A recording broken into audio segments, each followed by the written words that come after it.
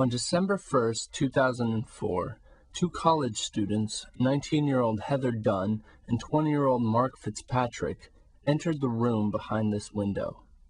On the 1st of December 2005, after remaining within the confines of the single room for the entirety of a year, they both committed suicide. The papers and the local news portrayed what happened as some weird cult-like occurrence. It was disturbing, but something that happens occasionally. I mean, given their dramatic end, I can see how people thought this. I can see how they would want to just pass this off as something that couldn't be understood. But I don't know. The whole thing just seemed too calculated. So I guess that's what drew me to this. I mean, if they weren't crazy, what exactly were they doing with that year?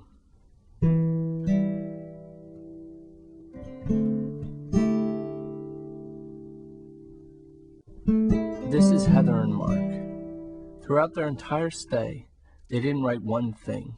No journal entries, nothing. All they left was 3 rolls of 16mm black and white film with no sound, a segment of which is currently being shown. There is no record of their thoughts, their feelings, or their desires. We don't know at what point this was filmed or how much time passes between shots. All there is this little glimpse, this short view into their world. The only other information that we have about their time is the logistics of how they lived in a room with no bath and no kitchen for an entire year. Me llamo Antonio y yo vi algo en el periódico por un trabajo raro y hablé con la señora Don de este trabajo. Ella me dijo que yo tenía que hacer unas cuantas cosas por ello. Era un poco raro el trabajo porque solamente eran ellos dos. Cada día yo le tenía que traer 4 latas de esto, de sopa, 2 galones de agua, el periódico, el New York Times, y 2 cenas de esto. Y también tenía que traerle uno de estos para la basura, para todo lo que ellos necesitaran para ir al baño y para toda su basura después que comieran. Cada 2 días le lavaba su ropa y sus toallas, y cada mes le traía un libro que ellos querían para leer, y ya, yo no sabía nada más. The whole thing just seems so elaborate. Everything was so calculated, but at the same time, it was so simple. To talk more about this is Professor of Sociology, Paul Larkin. Well, on the one hand, what Heather and Mark did is that they removed all the obstacles that there could be for a relationship, any kind of relationship, really. They removed the day-to-day working grind, the financial worries, the worries about what to eat, and ultimately, I guess, they removed any worries about death, because it seems as though they were controlling that too. They knew when they were going to meet death, and so that wasn't an obstacle to the relationship. And so they just had this time to be in a pure relationship, where it was just them. That sounds nice. On the other hand, however, there's something very strange about that kind of pure relationship, because a relationship is, in great part, just made up of all the kinds of different interactions that we have that have to do with the day-to-day grind, with worries about food, with worries about death.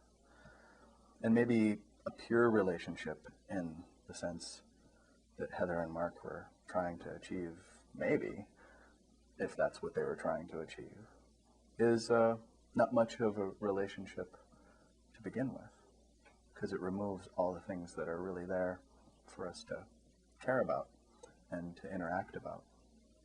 Just being with somebody purely is maybe not being with them at all.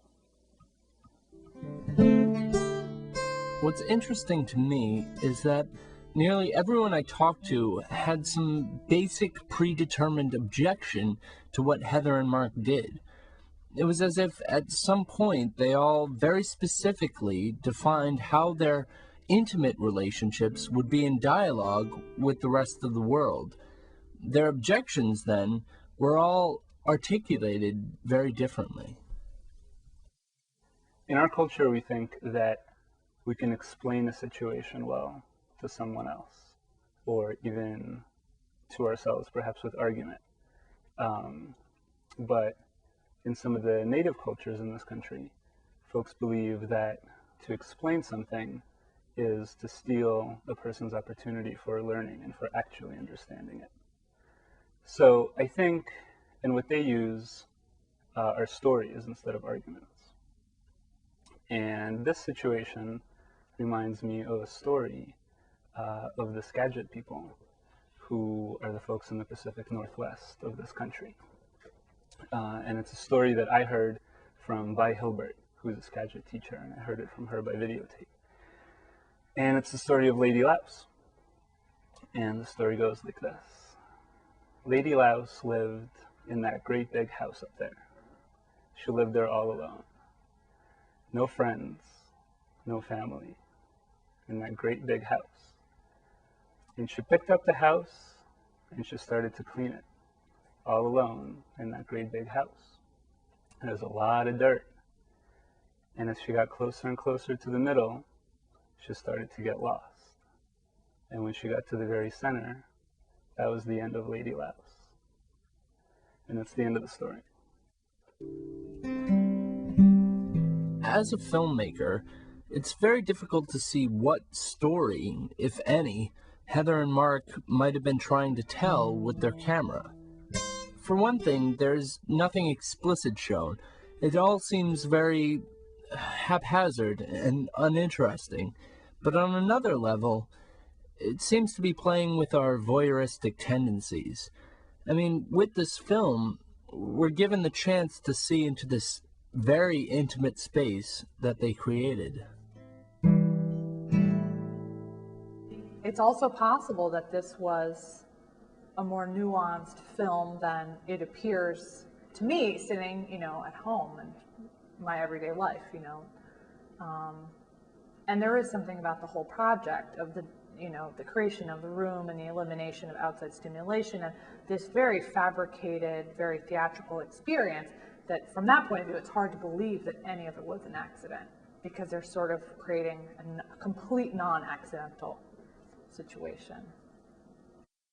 Well, in some ways this experiment is sort of a monastic experiment. I mean, it's like a monk, or nun in the sense of creating a sense of isolation in order to go into an inward experience and to relate outside oneself, either to God or, in this case, to the other person. And so there is some precedent for that, the kind of experiment of what's going to happen. What I can't understand is, if this was an experiment, why take it to the level of death? I mean, Camus was interested in suicide because it seems like this ultimate form of control. But death still makes it so dramatic. Not that their deaths weren't serious, but that they died almost doesn't allow us to look at this seriously as an experiment. It puts them on this mythic pedestal of an Abelard and Eloise, a Romeo and Juliet, or a Tristan and Isolde.